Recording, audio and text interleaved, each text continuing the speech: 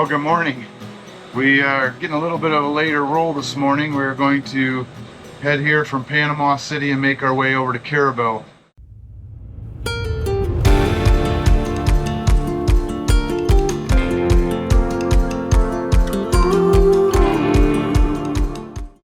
There was some discussions last night about could we make the jump to Clearwater today, and we had the weather. We probably could have made it, but we were cutting our fuel reserve just too close. It was about 206 nautical miles to the marina, and we'd have just left us right around that 10% range. Now the waves were supposed to be great, the weather was supposed to be great, but I don't know, after all these repairs and our delay, the smart move is just to head over to Carrabelle. Cuts it down to about 150 nautical miles across, and we thought that would be better. It's about 10 in the morning, and that's okay, because until just about an hour ago we were socked in with fog again. Woke up at 5 and it was crystal clear. The fog rolled in off the Gulf and we were stuck anyway. So it's about 10 o'clock, the fog just lifted. We have about an 80 nautical mile run outside to get to Carrabelle. It's about 4.5 hours for us. So beautiful day on the Gulf, sun is out, fog is gone, and we're gonna go enjoy running on the outside for a little bit.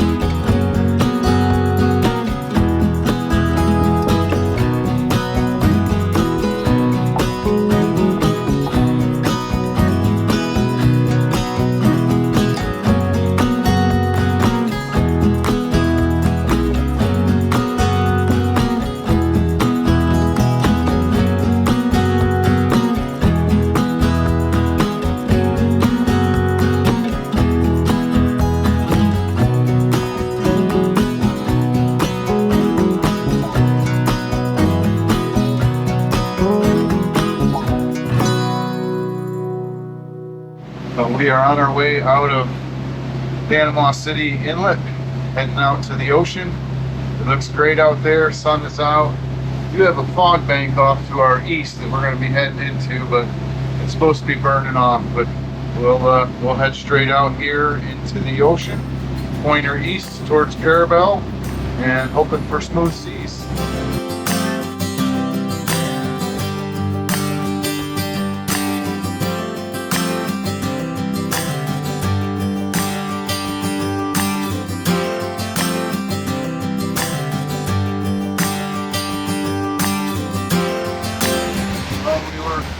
A little worried that we might run into this fog bank.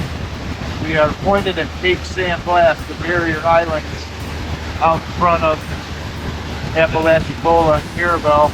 So we're cutting across the Gulf. This fog bank that was socking us in at the marina this morning is where we caught it. We went offshore and we caught it. So we're going to use the AIS and the radar and push through. And hopefully as we get closer to the Cape and those barrier islands off Apalachicola, the fog bank will have moved offshore there. So always something.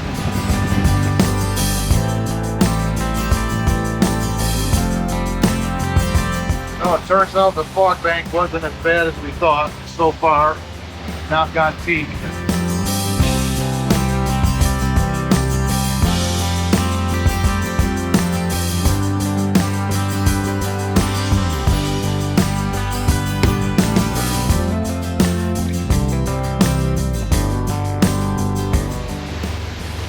There's Ollie getting used to his boat life again, sort of tucked in there for safety. What are you doing? I'm just doing some research on our marinas and where we're going to stay and route planning. What do you think of the ride so far? Oh, it's beautiful. Yeah. Beautiful. And, I mean, there's like, yeah, I can do this every day. Yeah. We did give him 2 little Homers, which he's inside is allowed to have 6. I'm not the type that likes to off the pill by the kids and the dogs, but as he's like lifting, he's doing good. He's much calmer today. So we are watching the gauges real close, sounds, noises, performance. We are sure to take Andromeda up on plane real slow, go through various RPMs, different engine temps, just to sort of break her in slowly. We are cruising across the Gulf right now at about 21, 22 knots, but we'll slow down for a little bit, then speed up for a little bit, just so the engine doesn't get stagnant. We kind of want to break it in. But what I do is about every 5 minutes, or when I can remember, is I look down at our gauges. So I'll look down at the smart craft and get the RPMs, the engine temperature, the oil pressure in the batteries, and I try to ignore the gallons per hour, and then I check it against the analog gauges just to make sure that everything sort of checks on that, and we make sure there's no alarms. Of course, then we look up for crampons. So I try and do that every 5 minutes or so. I mean, it's not exact, but I'm always kind of looking down at the gauges to see the engine RPMs, the temp, the battery voltage, just everything sound good, everything running good. I check it on the analog gauges just to be sure, and then we kind of scan out in front of us. We have the radar going and the AIS, and we can see quite a ways. The fog bank wasn't as thick as we thought, so that's our trip across the Gulf today.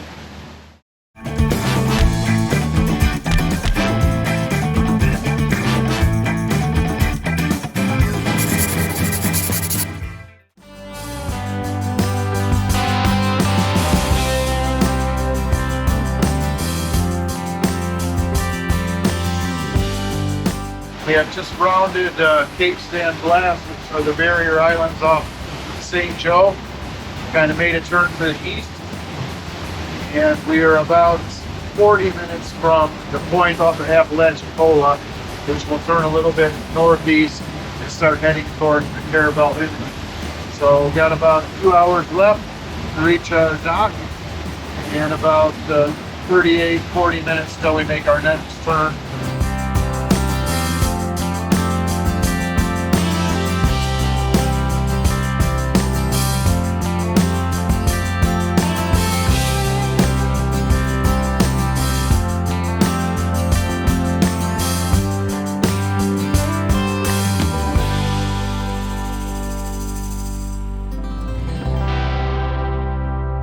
Just made it around Cape St. George, south of Apalachicola, and just a little note on the chart, there is some shoaling, and both the routes, if you go outside, will take you, and we felt in too close to the shoaling.